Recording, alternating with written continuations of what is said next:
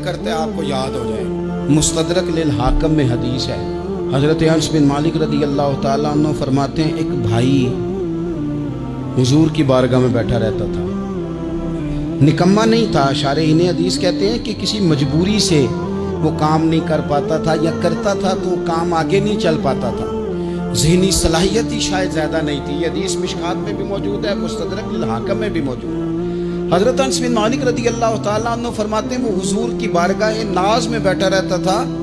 उसके भाई ने आके शिकायत की, या रसूल अल्लाह सल्लल्लाहु तआला अलैहि वसल्लम, ये कोई काम ही नहीं करता, कोई मेहनत नहीं करता, कोई जद्दोजहद नहीं करता, आगे नहीं बढ़ता, मुझे इसकी ज़रूरियात की किफ़ालत करनी पड़ती है, मुझे जद्दोजहद करनी पड़ती है, मुझे इसके मामलात का ख्याल रखना पड़ता है, आप इसे समझाएं। हुजूर ने बहुत सारे लोगों को समझाया जो काम नहीं करते थे। हमें सियासत में वो हदीस भी मिलती है जिस बंदे को नबी पाक सल्लल्लाहु अलैहि वसल्लम कहा था कि तेरे पास जो भी घर में है ला, तो वो प्याला और कंबल लाए थे, हुजूर ने बेच के कहा था जा कुल्हाड़ा खरीद के ला और लकड़ियाँ काट के तो बेच के अपना और अपने घर वालों का पेट पाल। ये सारी बातें अपनी जगह पर यहाँ नबी पाक ने एक रूहानी मसले का हल भी बताया।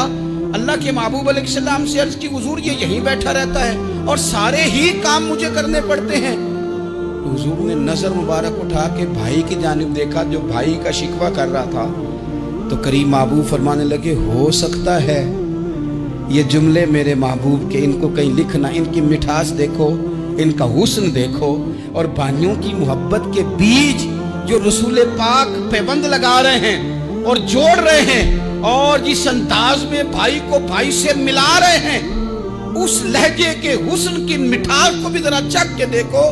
हुजूर फरमाने लगे, हो सकता है रब तुम्हें जो रिस्क दे रहा है वो इसी भाई की वजह से दे रहा है। भाई भाइयां दे वैरी हुंदे ते भाई ही भाइयां दियां बावां, ओ भाई हो सकता है इसकी वजह से तुझे मिल रहा हो, इसकी वजह से। वो दरवाजे न बंद करें जिन दरवाजों की बरकत से रोजी आती है।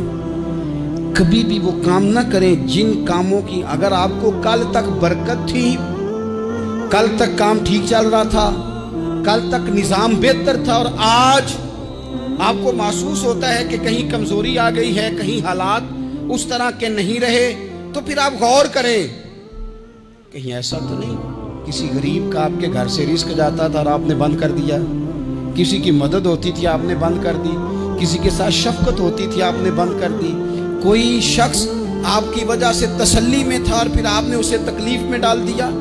अल्लाह के महबूब ने फरमाया, तुम्हारे कमजोरों की वजह से तुम्हें रिस्क दिया जाता है, तुम्हारे ज़ईफों की वजह से तुम्हें रिस्क दिया जाता है। तुमने तो एक बंदा ये कह के निकाल दिया कि जा तेरी तनख्वाह मैं नहीं दे सकता, लेकिन क्या पता कि उसकी तनख्वाह की वजह से ही बाकी सारा कुछ भी आता हो, क्या पता कि उसी के सबब से अल्लाह इनाम फरमाता हो। लिहाजा इन रूहानी मसाइल का भी थोड़ा सा ख्याल करें।